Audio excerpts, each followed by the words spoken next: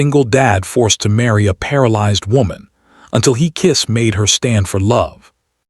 The rain had fallen relentlessly all night, drumming against the small house like the pounding of an anxious heart.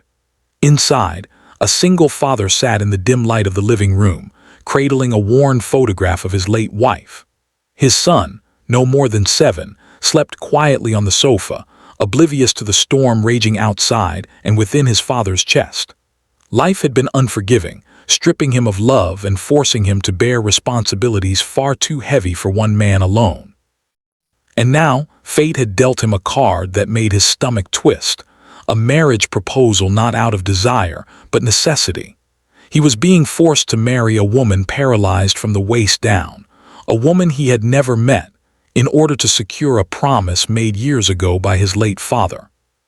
If you believe in kindness and second chances, hit that like button, comment, share, and subscribe to K and H Stories, because sometimes love is found in the unlikeliest of places.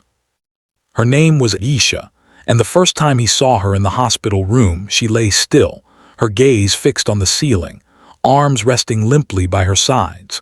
Her once vibrant smile, captured in the wedding photograph she had clutched onto her chest, seemed trapped behind invisible walls of pain and disappointment. She had been a dancer, a free spirit, someone who could light up any room with the mere sweep of her hand or the graceful turn of her body. Now she existed in a silence that screamed louder than words.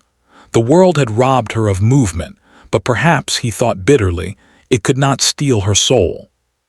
The first days of their forced union were unbearable. The house felt cold despite the fireplace, their conversations stilted and mechanical. He moved cautiously around her, fearing that even a careless step might shatter fragile trust. She refused to eat when he served her meals, avoided his eyes, and retreated further into herself with every attempt he made at kindness. He understood her anger. Life had been cruel, and suddenly he, too, was part of that cruelty, not by intention, but by obligation. Yet there was a strange familiarity in her presence, a sense of mirrored pain that made him hesitate before leaving her alone for the night.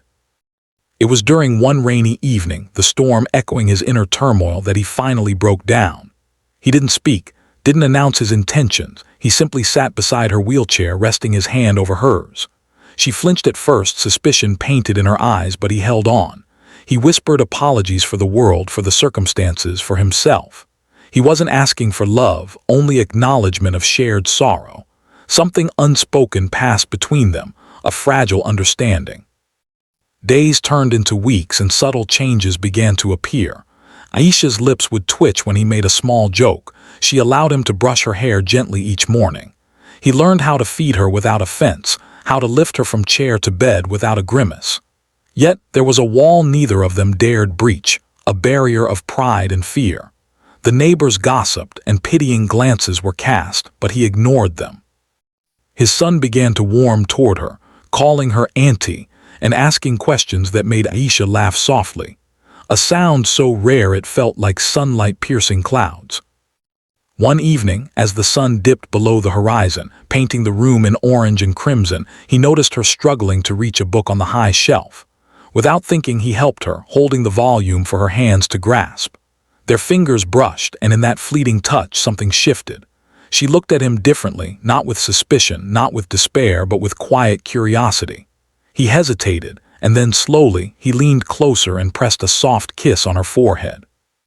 It was a gesture meant for comfort, a whisper of encouragement, yet it carried an unspoken promise of care, of patience, of unwavering support. The following days were nothing short of miraculous. Aisha began to attempt small movements, first her fingers, then her arms.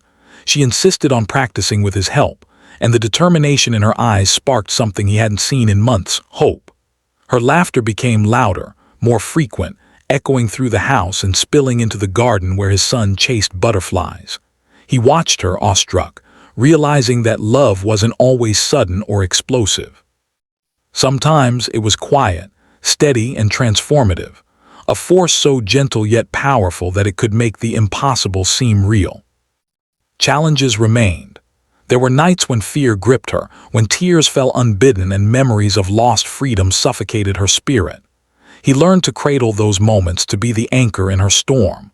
Slowly, her trust in him deepened, and one day, when no one expected it, she stood. Not fully, not unaided, but for the first time in years her legs held her, and she smiled through tears. He steadied her, overwhelmed with pride and relief, realizing that their love had grown not from passion alone, but from resilience, patience, and the unwavering refusal to surrender to despair. The village watched in awe as the once paralyzed woman walked through the courtyard, guided by a man who had once been a stranger forced into marriage. Their bond had blossomed into something deeper than mere companionship. It was a testament to human spirit, to the unexpected turns that life could take. His son clapped and cheered, running to embrace her, and for the first time she danced, not with grace of a professional performer, but with the sheer joy of someone who had reclaimed her life. Love, he realized, was not about perfect circumstances or effortless romance. It was about standing together when the world demanded surrender. It was about moments of courage, quiet gestures, and the willingness to believe in each other when nothing else seemed certain. Their story became a legend in the village, a tale whispered by neighbors and shared by friends, reminding everyone that miracles were possible when hearts refused to close. If this story touched your heart, please like, comment, share, and subscribe to K&H Stories. Let us know in the comments how hope and love have transformed your life, because your experiences inspire others just like Aisha and him inspired each other. Before we end, I have a special request. Comment below your thoughts about how second chances and unconditional love can change a life. Your words may inspire someone who needs it most today. The rain had stopped, leaving behind a garden glistening with droplets, a metaphor for their renewed lives.